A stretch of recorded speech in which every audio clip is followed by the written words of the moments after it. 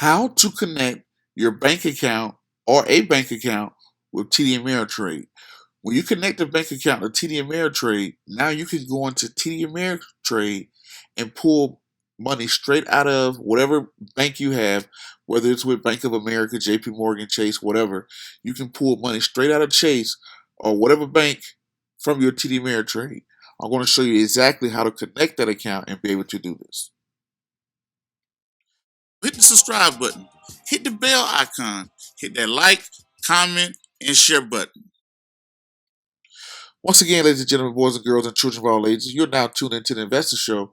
As always, this is your gracious host, the Prince of Investing, coming to you guys and girls live all the way from the beautiful state of Denver, Colorado. Don't forget to hit that like, subscribe, comment, and share button. And as always, I don't have a lot of time, and I definitely know you guys and girls don't have a lot of time, so we're going to jump straight into it. So essentially what you're going to do here, you're going to go to My Accounts. Up under My Accounts, go to Account/Bank Connections. Right up under Deposits and Transfers, go to Account/Bank Connections. When you get to the account, what you're going to do is come over here to this green light that says New Connections. Click on New Connections. Once you hit a New Connections, it's going to be pretty simple and easy. It's going to be like your bank account. It's a checking or a savings account. You click which one it is. Is your name on the bank account? Hopefully it is. If it's not, you put somebody else's name, if it's a business or whatever. Then you're going to put your routing number. I'm just going to put some numbers in. Next, it's going to ask you for your bank name, bank city, bank state. Once you hit continue here, it's going to ask you to review it and confirm it.